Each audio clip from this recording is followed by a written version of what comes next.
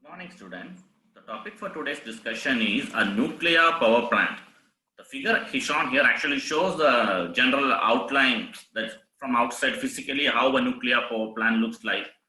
So this is actually the figure for a nuclear power plant. So we know that nuclear reactors are nowadays used widely for electricity generation as the use of fossil fuels are becoming extinct because earlier we used to we use coal and everything for generating heat.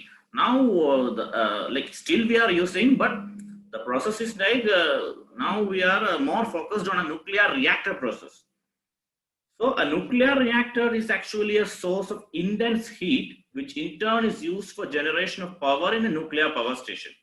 So some process is happening, some chemical process is happening inside a nuclear reactor, and as a result, we get a large amount of heat, and in that heat is used for conversion of water to steam.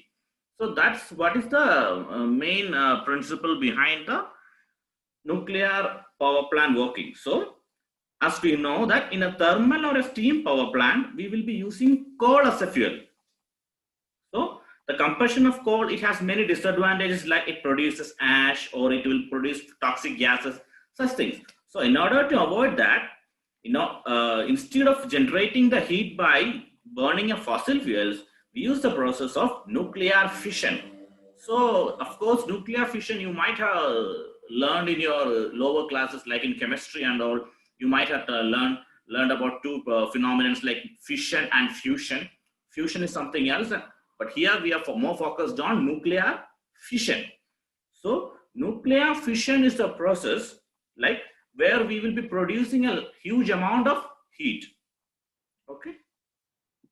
So nuclear fuel is any material that can be consumed to derive nuclear energy, right? So we need some material which can provide the nuclear energy. So which are those materials? Those materials are actually called fissile elements.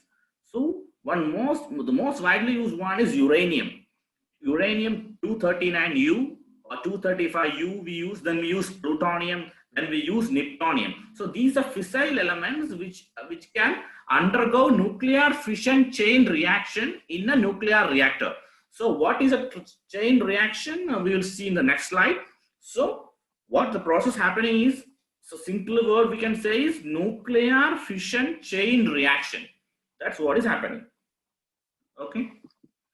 So nuclear fission is a process like when a neutron strikes an atom of uranium, or we say when atom of uranium is bombarded with a neutron, uranium splits into lighter atoms and releases heat simultaneously. Like it will be split and it will produce a heat simultaneously. I will be showing you a animated video also towards the end of the presentation. Just watch that out. You will get an animated view of what is happening. And a fission of heavy elements is an exothermic reaction. That is, it releases a huge amount of energy, both as electromagnetic radiation and as kinetic energy of the fragments. This is one process happening. So there is a huge amount of electricity being generated. So why we need this fission process? So the neutrons emitted in fission should have adequate energy to cause fission of another nuclei. The produced number of neutrons must be able, it should be able not only to sustain the fission process, but also like it should be able to increase the rate of fission. So this bombarding and producing of neutrons, it should happen continuously, and it should be sustained and at the increased rate of speed. So the process must be followed by the liberation of energy. So when this happens, there will be liberation of energy, that is heat energy. So it must be able to control the rate of fission by some means. So there should be a control also. So in order to control the fission process, there is something else that we keep in in a reactor. We use cadmium. By using cadmium, we control the rate of fission. When you see the picture, you will understand. And what do you mean by critical mass? Like there is a minimum quantity of fuel required for any specific reactor for this process to happen. That is called a critical mass, and the size associated with it is called a critical size. Now, coming to a nuclear reactor, this is very important. Like there is a wide range of classification based on different aspects, nuclear reactors are classified. So according to the chain reacting system, I told you it happens like a chain reaction. Or one neuron will come and bombard the uranium, then again that splits, and then again another nuclei is bombarded. So it happens like a chain reaction. So according to how it occurs, it can be called a fast reactor, intermediate reactor, or a slow reactor. That is one thing. Then we have a fuel moderator assembly. Based on that, it is classified to homogeneous reactor or a heterogeneous reactor. So homogeneous means the fuel and the moderator, it will be in uniform composition, then means homogeneous. And heterogeneous means it will be in the form of rods. So rods or plates, and it will be surrounded by moderator will surround each fuel, and that's what we call a heterogeneous reactor. Just like that, simple. So, and based on the fuel state, solid, liquid, and gas. No explanation required. Based on the state of the material, it will be solid, liquid, or gas. And then we have the fuel material. That is natural uranium. That is 235U, which occurs in nature. We use then enriched uranium with more than. Enriched uranium means natural uranium, and its content accrete up to 90% in enriched uranium. That's another classification. Then 239, but based on what fuel you are using, if you are using uranium or plutonium, neptunium, like that. Then based on the moderator used, which is the moderator material used, if it is water, then heavy water or graphite, beryllium or beryllium oxide, hydrocarbon or hydride. Based on that also we have a classification. And based on the principal product, what is the product actually? Like it can be a research reactor, it can be a power reactor, it can be a breeder reactor, it can be a production reactor. Likewise, like research means for research work and other things. Power reactor means for producing like heat we need for producing power, like that. And based on the coolant, coolant means based on the coolant we classify it according to air, carbon, and helium cooled, or water or other liquid cooled, or liquid metal cooled. Basic classification. And based on the construction of the core, we have cubical, spherical, cylindrical, slab, and octagonal. Like based on the size of the core, shape of the core actually. Then the figure shown here is actually the layout of a nuclear power plant. Okay. What happens in a nuclear power plant is just like I told you, we have a nuclear reactor, and inside the nuclear reactor, there will be splitting of the fuel.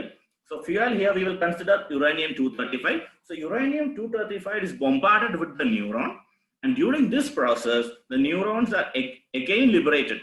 Neutrons. Neutrons are again liberated.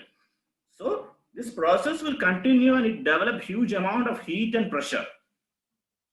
I told you it should facilitate as well as it should the process should happen, and it should liberate huge amount of energy. So this is like a chain reaction. So that heat is used to convert water into steam. And one thing is 1 kilogram of uranium produced, that it can produce as much as the heat produced by 5,000 kilogram of coal.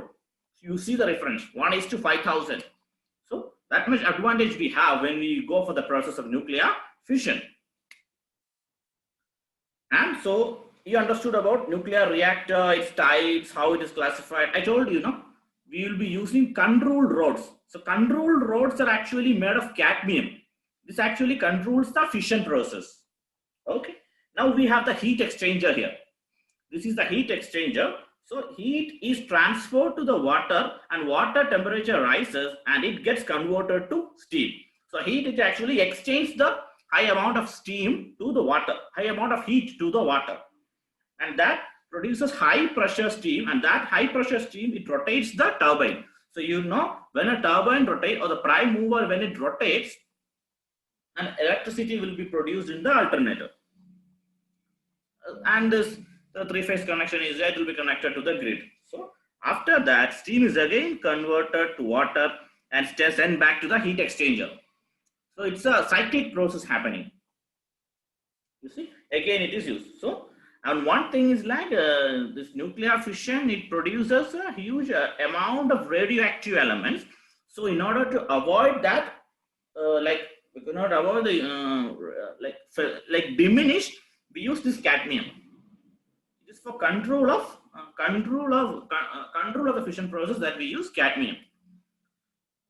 So I hope everybody might have understood what is a nuclear power plant and what are the classification of the reactor, what is a nuclear fission process. And just to to make it more interesting, there are many movies where we are shown a nuclear accident. Like this is one movie which was shot in 1979, which is called the China Syndrome. And one there is another recent movie like Chernobyl or something, which my students suggested for me.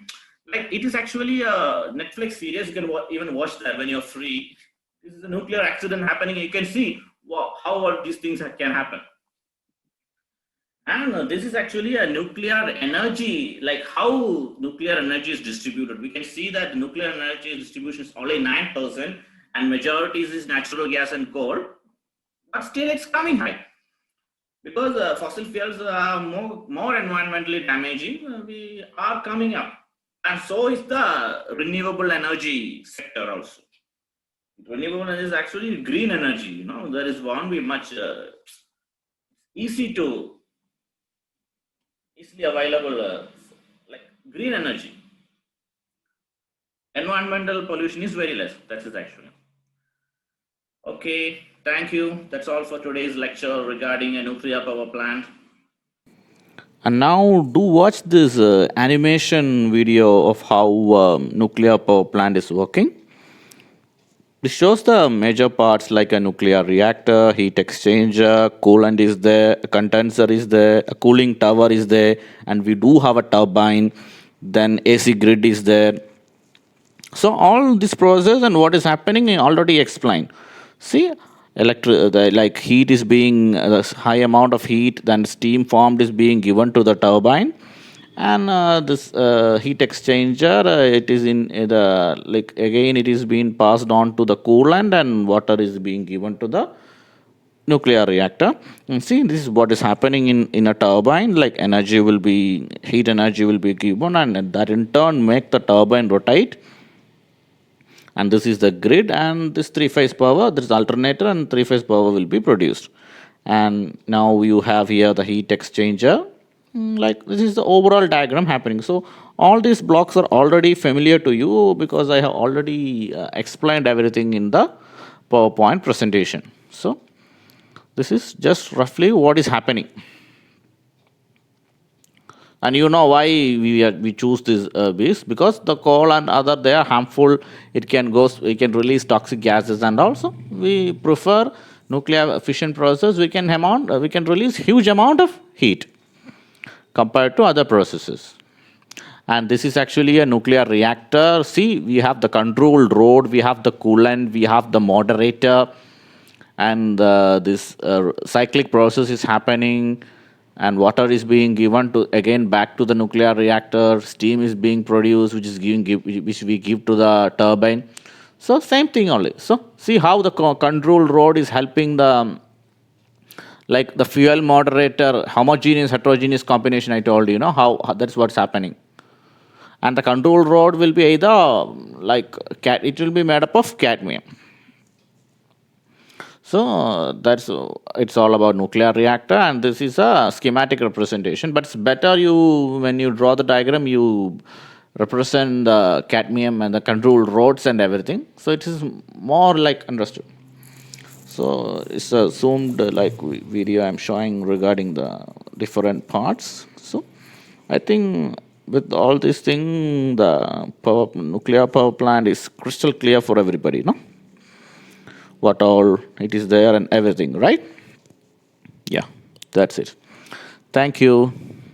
And do ask me your doubts if you have any.